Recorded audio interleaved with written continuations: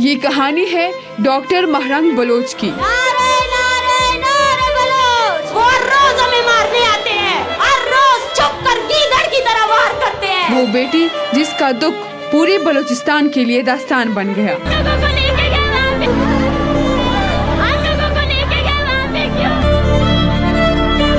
Doctor محرنگ Baloch کا تعلق بلوچستان کے علاقے منگوچر ضلع قلات سے ہے۔ وہ ایک تعلیم یافتہ بلوچ خاندان میں پیدا ہوئی۔ ان کا پورا نام ڈاکٹر محرنگ بلوچ لانگو ہے۔ وہ بچپن سے ہی ایک حساس، علم دوست اور مضبوط طبیعت کی مالک تھی۔ ان کے والد عبدالغفار لانگو خود ایک سیاسی اور سماجی کارکن تھے جو بلوچستان میں انسانی حقوق، انصاف اور عوامی خود مختاری کے لیے آواز اٹھاتے رہے، مگر ان کی یہ جدوجہد ان کے لیے خطرہ بن گئی۔ سال 2009 میں عبدالغفار لانگو کو مبینہ طور پر ریاستی اداروں نے کوئٹہ سے حراست میں لے لیا اور وہ پھر واپس نہیں لوٹے۔ اس دن سے ڈاکٹر محرنگ کی زندگی بدل گئی۔ اس واقعے کے 2 سال بعد یعنی 2011 میں ان کی والد کی لاش ملی۔ ان کے جسم پر تشدد کے نشان، مگر دل میں ایک کہانی۔ غم کے اس بادل کے نیچے بھی محرنگ نے ہار نہیں مانی۔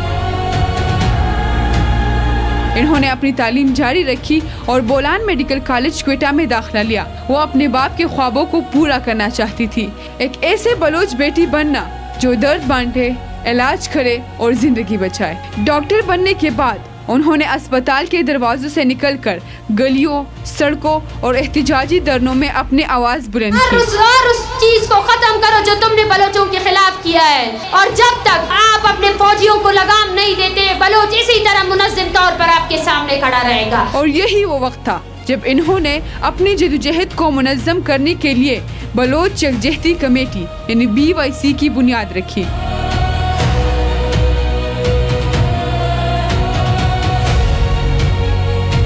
یہ کمیٹی بلوچستان میں جبری گمشدگیوں، ماورائی عدالت قتل اور سیاسی دباؤ کے خلاف ایک پرامن تحریک کے طور پر سامنے آئی۔ محرنگ بلوچ اس کی مرکزی رہنما بنی اور ان کے ساتھ درجنوں خواتین نے حصہ لیا۔ وہ خواتین جو پہلے صرف ماؤں کے طور پر روتی تھی، اب لیڈروں کے طور پر بولنے لگی۔ ریاستی اداروں نے ان کی آواز کو بغاوت کہا، مگر ڈاکٹر محرنگ بلوچ کہتی ہے کہ اگر آواز اٹھانا اور انصاف مانگنا جرم ہے تو میں یہ جرم بار بار کروں گی۔ خرچ کرے نہ نے خلیفین کے، اور نہ اسے شہید بالاج نہ دیتر نہ پورا کل گاؤں میں پدا بش کرے۔ ان پہ بارہا گرفتاری، تشدد اور دھمکیوں کے الزامات لگے۔